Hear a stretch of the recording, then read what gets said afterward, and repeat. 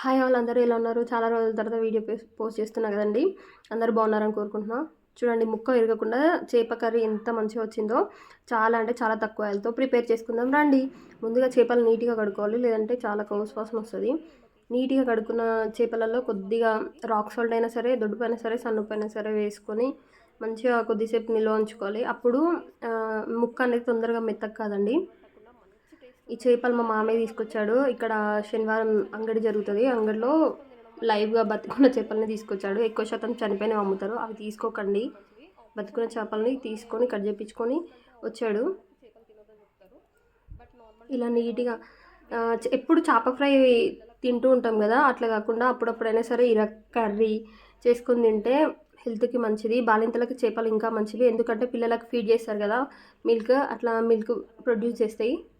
ఇంకా కంటి చూపు మెరుగుపరుస్తుంది. అట్లా చాలా ఉపయోగాలు ఉంటాయి దీనివల్ల. ఎప్పుడు స్టవ్ మీద కాకుండా కట్టెల పొయ్యి మీద వేసుకుందాం.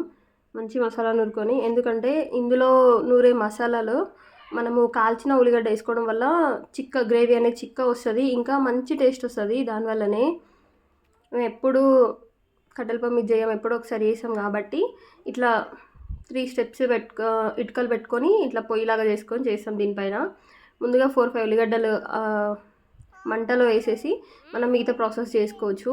అవేం మాడిపోతాయి అని భయపడకండి. మాడిపోతే ఒక లేయర్ తీసేసి మిగతా చేసుకోవచ్చు. ఆనియన్స్ కొద్దిగా పెద్దగా కట్ చేసుకోవాలి. మిర్చి నిలువుగా చీల్చుకోవాలి. ఇంకా జీలకర్ర మెంతులు వేయించుకొని ఇవి 3 పక్కకు పెట్టుకోవాలి. ఇక్కడ కడాయి పెట్టుకొని ఆయిల్ అనేది చాలా అంటే చాలా తక్కువ పడుతుంది, మరీ ఎక్కువేం పట్టదు. ఆయిల్ మంచిగా హీట్ అయ్యాక ఆనియన్స్ ఇంకా కట్ చేసుకున్న మిర్చి వేసుకొని, మీ దగ్గర ఏమైనా మసాలా దినుసులు ఉంటే లైక్ బగారా ఆకు, మిరియాలు అవి ఉంటే వేసుకోండి. షాజీరా అవి ఉంటే లైట్గా వేసుకోండి, ఎక్కువ వేసుకోకండి. వేసుకొని మంచిగా రెడ్ కలర్లో కాల్చుకోండి దాన్ని.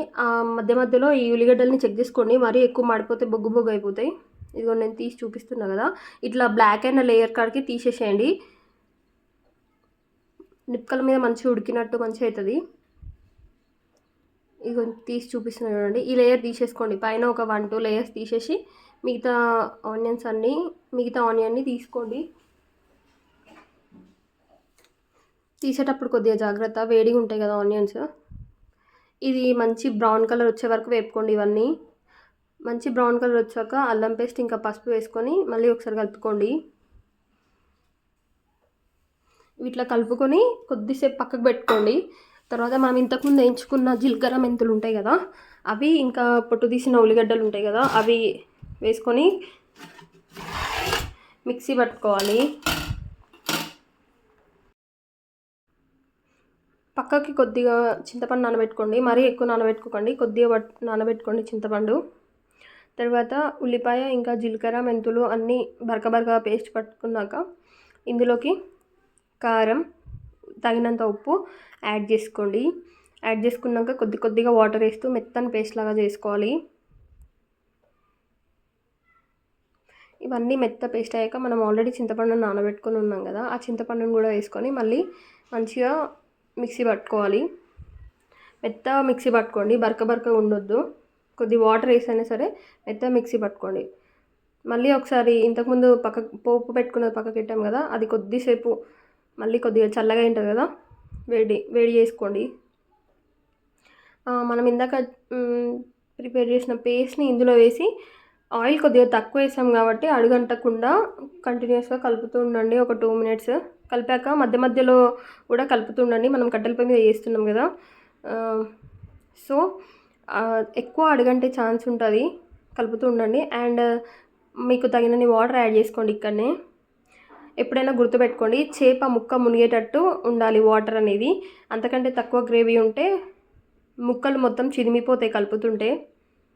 సో ఇందాక మనం ఆల్రెడీ ఉప్పేసి నానబెట్టుకున్న చేప ఉంది కదా, అది మంచిగా వాటర్ అన్నీ పక్కకనేసి అందులో వేసుకోండి. ఇక్కడ ఒకటి ఏంటి అంటే, చేపలు వేసినాక స్పూన్తో కలపకండి, కర్రీ స్పూన్తో కలపకండి. నేను చూపిస్తా ఎట్లా కలపాలి అనేది. ఇట్లా అన్నీ వేసిన తర్వాతకి మొత్తం గిన్నెతోని ఇట్లా రౌండ్గా అనండి, కానీ స్పూన్ పెట్టి కలపకండి. చేప అనేది చాలా అంటే చాలా స్మూత్గా సెన్సిటివ్ ఉంటుంది, చాలా తొందరగా ఉడుకుతుంది. ఈ చేప ముక్కలు వేసిన తర్వాత కూడా మీరు ఎక్కువసేపు పెట్టకండి పొయ్యి మీద. ఇదిగో ఇట్లా ఇట్లా కలిపేసి ఒక్క 5 మినిట్స్ పెట్టి కొత్తిమీర వేసి సర్వ్ చేసుకుంటే రెడీ.